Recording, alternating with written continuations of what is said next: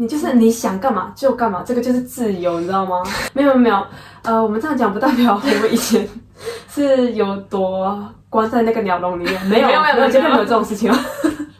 Hello， 大家好，这里是讲的姜饼人。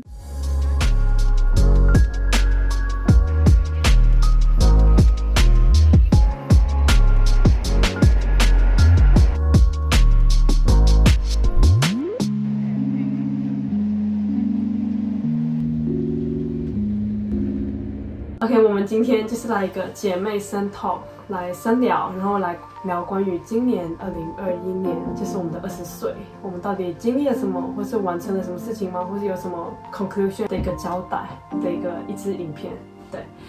然后呢，我跟我妹妹会互相问对方各自3个问题，她会先问我，然后我问她这样，然后依次这样，总共6个问题，对。然后我们就开始吧。20岁这一年，你觉得你自己成长了什么？我觉得蛮重要一点哦，其实是我一开始做工之后，我就发现到你要学会有时候反抗一下上级的命令，不然就是有时候你可以说不。就是因为我的室友他们就蛮鼓励我，就是你不想去做工你就跟那个老板说，就是不要去就好了，而且你不需要给理由，除非他问，不用特地编一个很完美的理由什么之类，不用，你不想去就不想去，因为在欧洲这边他们可以完全就是不用理由的，要请假就请假，当然是事先早请。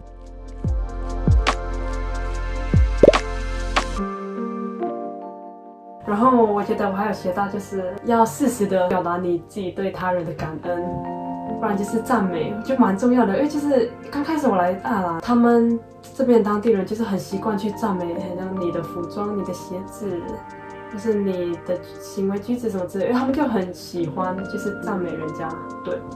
那一开始我们会有点不习惯，就是从亚洲地区这样来，就是没有这个习惯就对了。但是你慢慢接触他们之后，然后你自己也会开始会想要称赞他们，而且是很真诚的那种称赞，对。然后你称赞别人的同时，然后你也会很开心嘛，对。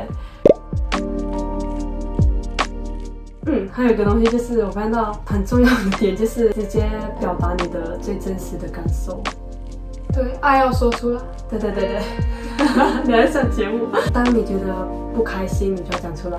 对，你觉得受到委屈，你也要为你自己挺身而出，至少为你自己的权益争取一下。对，我发现到在工作上，我真的是学到蛮多啦，就是你要踏出来，就是很想为你自己站出来，然后你要为自己发声，这个很重要。对，你觉得有什么不公平的地方，你都可以直接跟你的上司说。在课业上面，或是在学校方面，比较有成长的东西，应该算是我变得比较勇敢跟自信一点。就是我会敢直接问教授问题，要不然之前去年我完全是很安静，最好那教授千万不要叫到我，不然就是我就算有问题我都完全不敢问。然后现在想希望有人问，但是最后面有人就算了，然后一堂课结束就算了吧。结果一整年下来，就会觉得教授就是比较，他们就只一直给我单方面的那种教导语，然后我没有去反问，就是问问题。对，然后现在我就是比较会适时的，就是发表自己的意见。像以前我是完全是很害怕发表意见，对，现在我是很勇敢，然后心里完全不会觉得怎样的那种，就是不会觉得胆怯这样。然后我在 group project 有时候还是很想不出 idea， 我不知道到底要怎么给他们意见。对啊，是不是？但是如果我有意见什么的话，我会讲出来，就不会收在心里了。自己做工之后，真的比较会控制你的花费、储蓄之类的。像他比较会一直，对，我比较喜欢花钱，比较会开启，不是说喜欢花钱，就是会享受人生。对，可以，我真的可以一直省，也没有说一直省啦，我比他好一点。然后就觉得可能没有必要，不用特地花一个大钱，对，然后可以先省起来，等以后觉得有一个东西想要花，他才会直接花大钱。但是其实我也是最近一直在开机。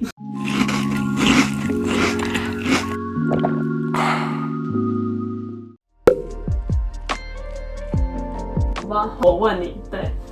我要问问你一样的问题，就是你觉得你在20岁，你有学到什么东西吗？就是个人成长经历。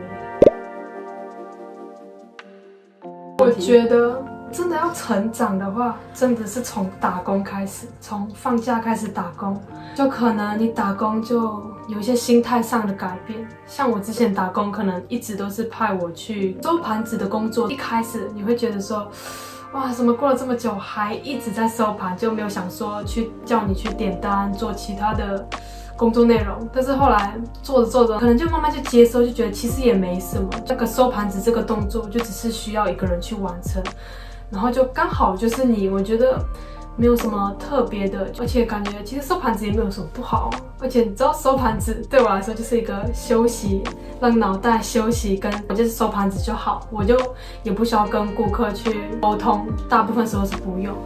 然后我就是专心自己，就是专心在那边收盘。然后其实我表面上一直在收盘，但是我的脑袋一直在整理我最近面对到问题啊，一直在想啊。其实我后面就喜欢这个工作内容，我觉得还不错。其实我觉得就是心态转变咯，就不会觉得说，为什么是一定是我，为什么要？就觉得其实没有什么了，真的很重要。可能以前我的性格就是会一直人家说什么我就对答应，然后就没有去想自己的权益的东西。今年就刚好遇到一件事情，本来也想说答应人家什么的，但是后来自己想想，也就觉得其实我也没有义务，或是我也没有错，为什么我要去答应这件事情？结果我就勇敢的拒绝掉。虽然对方可能会觉得你这样是干嘛，还是什么什么的。以前的我绝对不敢做，以前的我完全是就是对，好，可以，没问题，没问题。所以我就是第一次的拒绝，会拒绝。所以我觉得真的是完全是一个大改变。我想要讲的就是，其实每一个人都有自己的自由意志去决定你到底想要做什么东西，而且你有你的个人选择。只是每一个人的立场不同，选择不同，所以我们就只能尊重。但是我还是会站在我的立场，我会尊重就是跟我们不一样意见的人，但是我一样会保持捍卫我自己的立场，就是不要当一个非常什么都 OK， 这样你就是没有个人主见吗？其实有时候人家要说没有个人主见也是一个选择，但是就对啊，每个人的意见想法都不同。以前我可以完全拒绝，我不太喜欢或不太想要做事情，但是不知道为什么到了今年，可能上大学之后就有了一群新大学同学，这样常常就想说，为了要跟他们多靠近一点，多关系更好一点，就会每次下课就一直跟他们聊天啊，然后就玩个小游戏。一开始还可以，我觉得还可以啊，不错。但是你就这样维持了1个月多、2个月 ，Oh my god， 我已经就真的是觉得我自己的能量被消耗掉，然后有时候我已经很累了，就是一直要跟他们一起待在一起，然后一直这样，我觉得我的能量完全不行，我觉得精神很疲劳，很累。结果后来我就自己想，就觉得我自己也没办法，就是做自己的功课的感觉。结果我就是后面的几个月，我就开始就是学会自己去独处，我就跟他们是课跟课之间，我可以自己一个人。然后他们一开始也觉得，你可以吗？你一个人，我不想要让你一个人孤单呢。但是我就说没有啊，其实很好啊，我自己感觉很不错啊，其实 OK 的，我完全没问题。然后他们就 OK， 我就是跟自己待的时候，我就是超级开心，我就超级爽，完全就是能量恢复的感觉，不知道为什么。不要为了说想要跟一群人更好的关系，然后就一直强求自己去做自己当下不想要做的事情，不顺从自己的内心的感觉，真的不行。就可以学会就是拒绝别人，也不要想说他们想说，你很奇怪什么。不要，你们随便想，随便你们。总之，我就是当下就是想做那个决定，就是这样。就我发现到很重要一点就是我妹妹她从小就比较会遵从自己的意愿，我就比较会委屈我自己，然后去顺从别人，然后一起去做那件事情。然后她就是会，我不想做就不想做，总之所有违背我心里的意愿的事情，我都不会想去做就对了，要不然灵魂所以是很痛苦的。但虽然有些人可能会说这个讲好听一点是不违背自己的意愿，但是可能会觉得自私，或者是对，会觉得自私，或是不合群，不合群。对，有些人会讲不合群，然后你就会受到 peer pressure 那种同才之间的压力，然后你就觉得好像跟他们一样但是我觉得真的不要这样做。就没有说是你真正想要掺的那一群人，你就不会想要一直去掺他们，因为你们就不是那一个 gang 的人嘛，就是不是很喜欢的感觉。对，就没有很想要，你知道吗？找到所谓的 soul mate 或是灵魂上面很喜欢的那种朋友，其实有点困难，但是就慢慢学习跟大家一起相处吧。20岁就是可以有机会自己打工赚钱的时候，我就可以经济上就是半独立，就是你花的钱都是你自己赚的，所以你也比较可以自己主导你要在哪里花钱或什么。我觉得这个非常好。开始自己赚自己的钱之后，我觉得我有一点已经不太习惯跟父母就是拿生活费的感觉，我自己已经不习惯了。我只想要花自己的钱的感觉，自己赚来的钱。是我就是蛮喜欢这种感觉，这种状态我很喜欢。自己一个人生活的感觉，然后就主导你一切的时间。我非常感恩出国留学哦，对对，真的是，我觉得太棒了。我觉得这个机会真的太棒了，就是你真的完全可以控制你的时间，就是你生活主导者，没有人可以去抢你的时间，你可以自由的去决定你现在这个时间要干嘛，你要跟谁在一起，你要做什么事情。就这个生活完全不会有爸爸妈妈。